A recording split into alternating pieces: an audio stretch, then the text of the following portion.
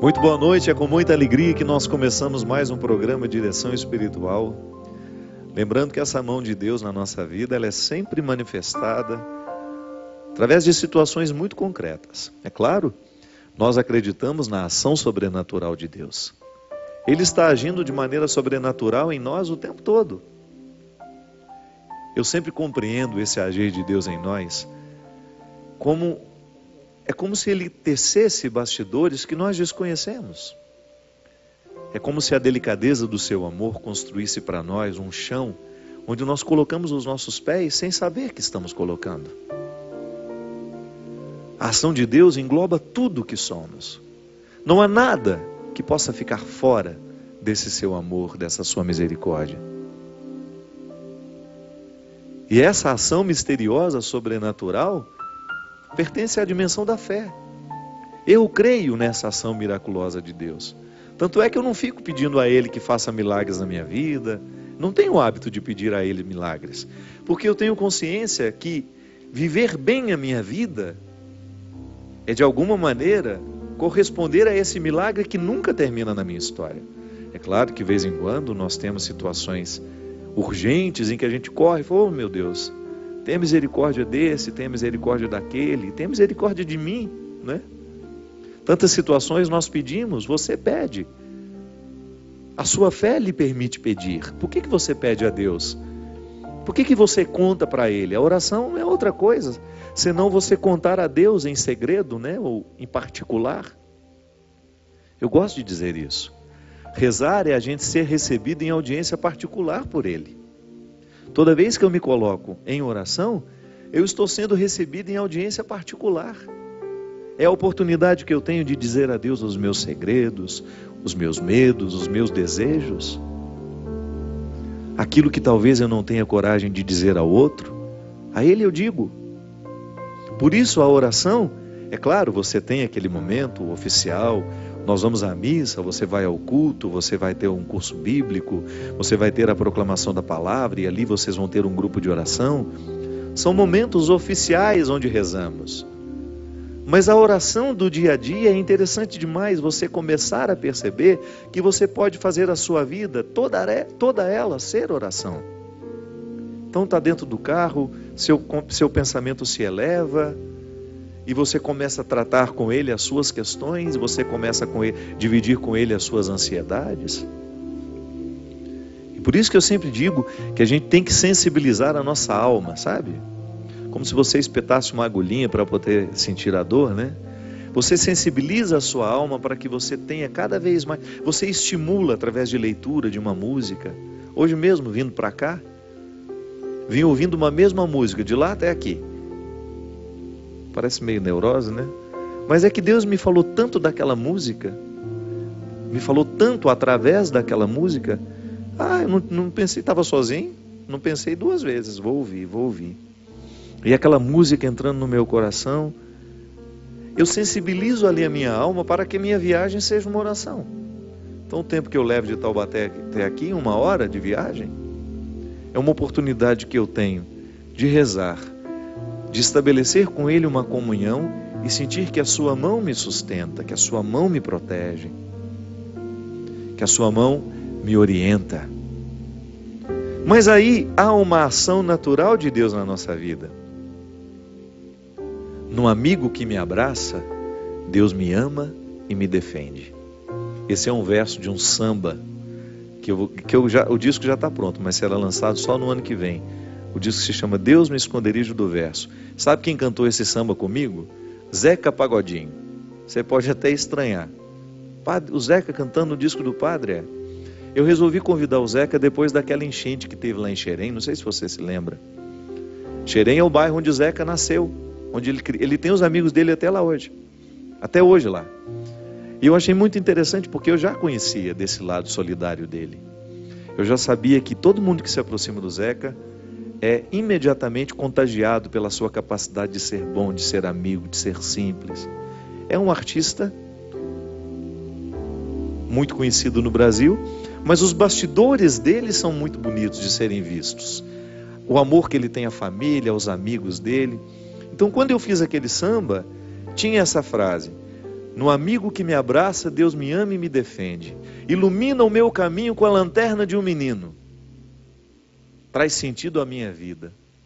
Vem ver Deus vivendo entre nós, passeando nunca a sós. Em humanos corações Ele está. Nestes altares de gente de flor, sente e conhece a nossa dor. Vem ver que o mistério dessa fé põe sapato em nosso pé, quando a estrada for doída demais. No breu da tristeza e da solidão, na mão de um amigo está sua mão. Eu acredito nisso, minha gente. Quando eu vi o Zeca socorrendo os desabrigados lá em cima de um jet ski, né? Você viu as cenas, né? Dele socorrendo, tirando, ajudando, e até hoje, comprometido com aqueles que perderam suas casas. Ali, eu vi como Deus é presente na nossa história através de um ser humano. Como Deus nos socorre através de uma pessoa.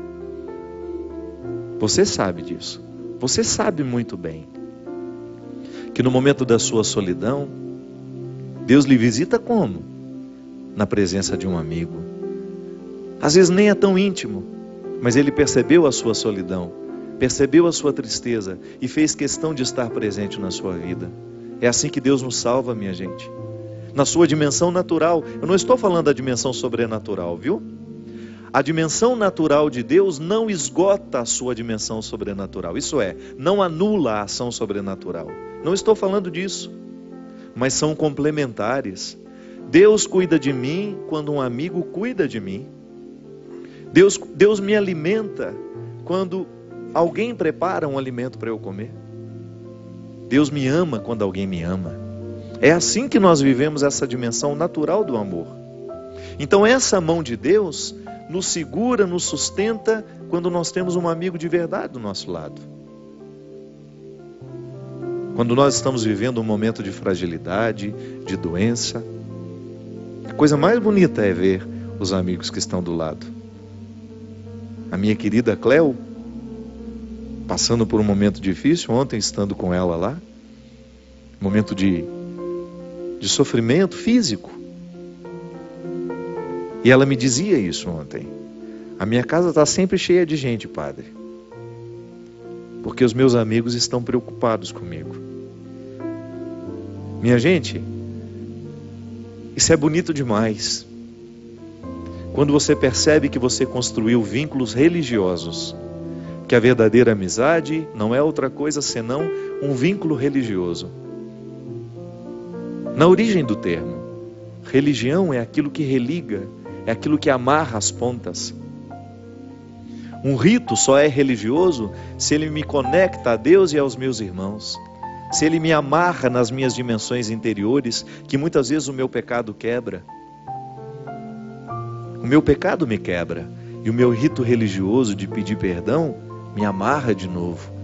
Devolve o sentido que estava perdido. Ao reconhecer que a casa estava cheia de amigos, a Cleo não fala outra coisa, a Cleo e o Deda, eles não falam outra coisa senão: Deus está cuidando de nós, Padre, através dos nossos amigos. Deus está nos amando através daqueles que nos amam. Porque os vínculos são religiosos. Quando eu tenho a oportunidade de passar pela vida de uma pessoa e fazer o bem, é Deus que está passando na vida daquela pessoa através de mim. Quando você tem a oportunidade de oferecer o seu conhecimento para facilitar a vida do outro. É tão bonito quando nós encontramos o profissional que faz questão de ensinar ao outro aquilo que sabe. Quando você vai ser atendido por um médico e o médico faz questão de olhar no seu olho e de explicar o que você tem, como será o tratamento, por que talvez você tenha tido aquilo. Quando ele coloca o conhecimento dele para ajudar a aliviar a dor, a sua ansiedade, a sua angústia.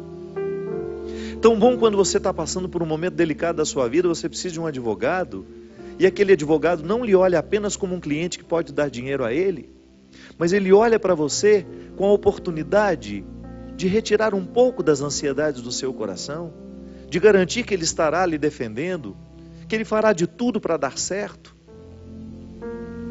Às vezes, minha gente, a nossa passagem pela vida do outro é muito breve, mas pode ser tão significativa. As realidades breves podem ser significativas.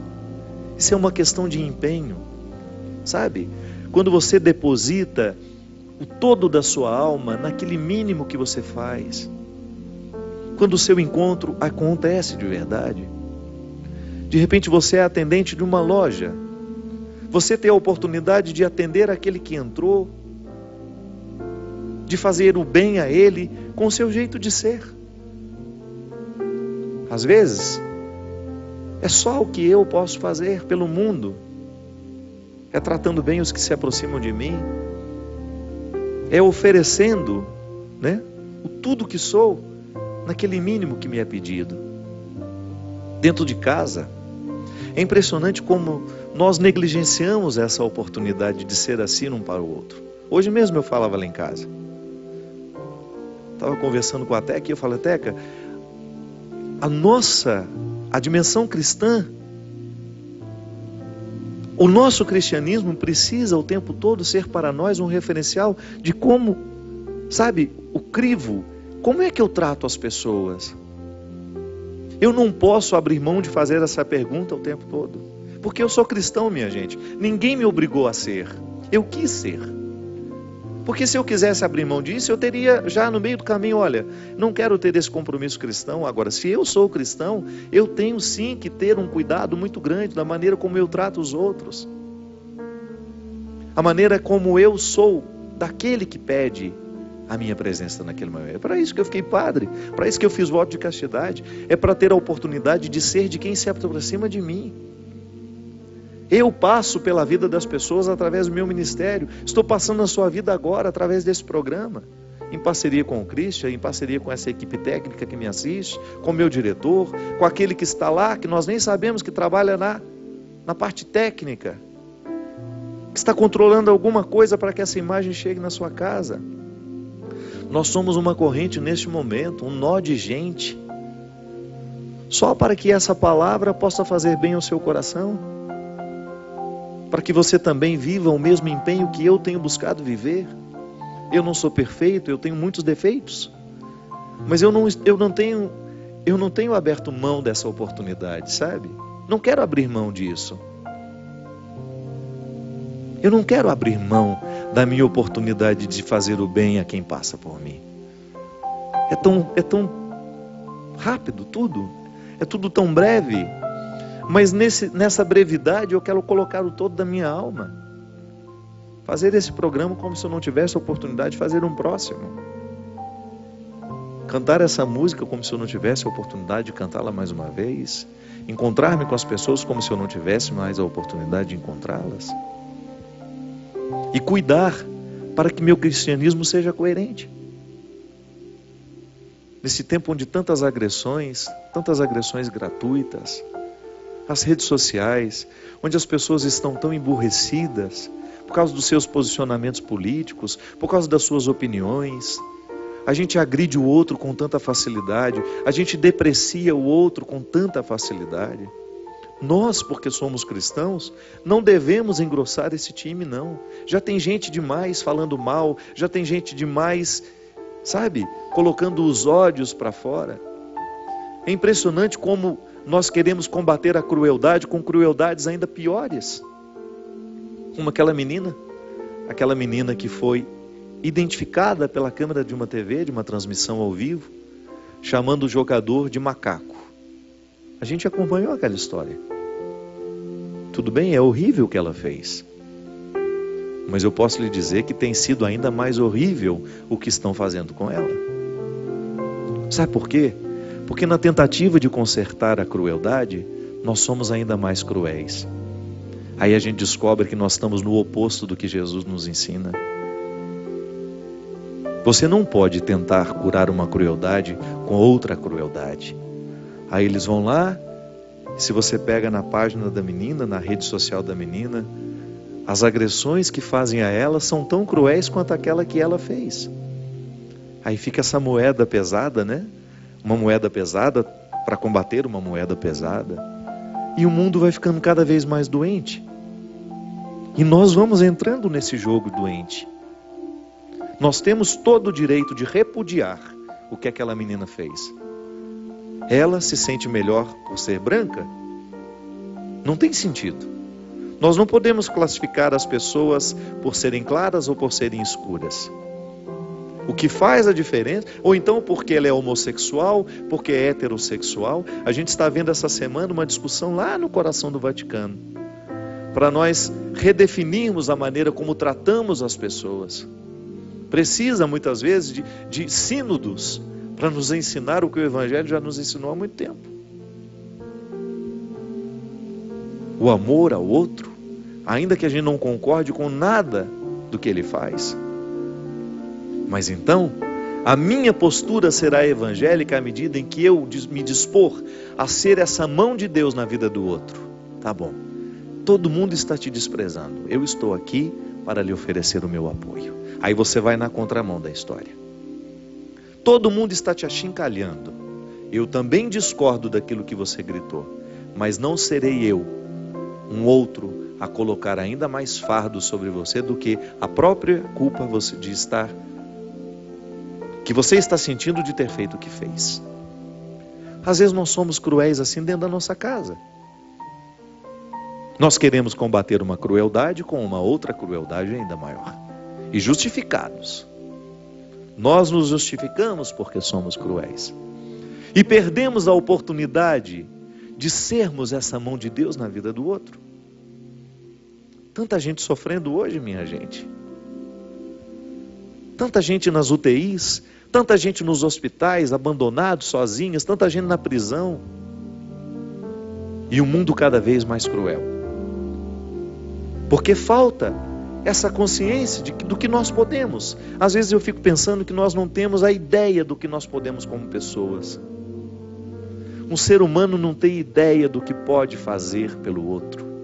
Ainda mais se estiver visitado pelos princípios cristãos, que nos ensinam o tempo todo a jogar a nossa alma para fora. Vamos sair das nossas mesquinharias, vamos parar de amassar o pão do nosso dissabor, das nossas mazelas. Tem gente que fica amassando o pão do dissabor o tempo todo. O tempo todo está reclamando da vida, o tempo todo está reclamando da vida. Minha vida não presta, minha vida é isso, minha vida não presta, minha vida não presta, minha vida não presta. Abre a janela dessa casa, para de amassar esse pão. Vai fazer um trabalho voluntário, vai encher a sua alma de alegria de outra forma. Vai descobrir que você pode ser mão de Deus na vida de outra pessoa. Pare de idealizar a vida não é perfeita para ninguém. Se eu tiver a oportunidade de abrir o meu coração, você vai ver que minha vida não é perfeita, a vida do Cristian não é perfeita, a vida de quem nos assiste não é perfeita. Nós não podemos idealizar. Às vezes você olha o outro, nossa, como a vida daquela pessoa é maravilhosa. Você não sabe. Você desconhece os bastidores que aquela pessoa precisa enfrentar diariamente. Vida perfeita ninguém tem. Agora nós temos a oportunidade de descobrir um significado para essa vida e torná-la cada vez mais bonita. Olha, eu fui assistir, eu tive a honra de ser convidado para ver a prévia do filme, uma sessão particular para eu conhecer o filme Irmã Dulce. Prepare o seu coração. Prepare o seu coração, porque sem medo de errar, é a obra mais importante já produzida no Brasil e posso dizer até do mundo, uma das obras mais importantes, que trabalha a questão religiosa de maneira elegante, sem ser caricata. Porque às vezes, minha gente, a linguagem religiosa ela é muito perigosa. Às vezes, quando eu quero fazer um filme sobre a fé, eu corro risco de fazer um desserviço, tamanho a quantidade de realidades caricatas que aquele filme pode ter. Então, ao invés de fazer um bem, eu faço um mal. Deus fica ridículo, né? Dependendo do discurso, Deus fica ridículo. O amor fica ridículo, a caridade fica ridícula, depende das tintas que nós colocamos sobre aquilo. O filme Irmã Dulce, você se emociona do início ao fim, ao ver a história dessa baiana, que fez a diferença na sua época, e faz a diferença ainda hoje, porque com toda sinceridade, e eu gostaria muito, aqui eu gostaria de conclamar todos os cristãos a fazerem esse filme ser um sucesso de bilheteria. Você pode pensar, o que o padre está ganhando com isso? Nada, não tenho nada com o filme. Eu fui convidado por acaso para ver, porque a diretora do filme gosta de mim e me falou, padre, gostaria de assistir antes do filme ser lançado, que a sua opinião para mim vai ser importante. Eu fui lá. E gostaria que nós cristãos comparecêssemos em massa na primeira semana desse filme, para esse filme ser um sucesso. Sabe por quê? Quando a gente termina o filme, quando o filme termina, você sai do cinema com vontade de fazer o bem. E nós estamos precisando de realidades assim, que despertem o nosso desejo de ser a mão de Deus.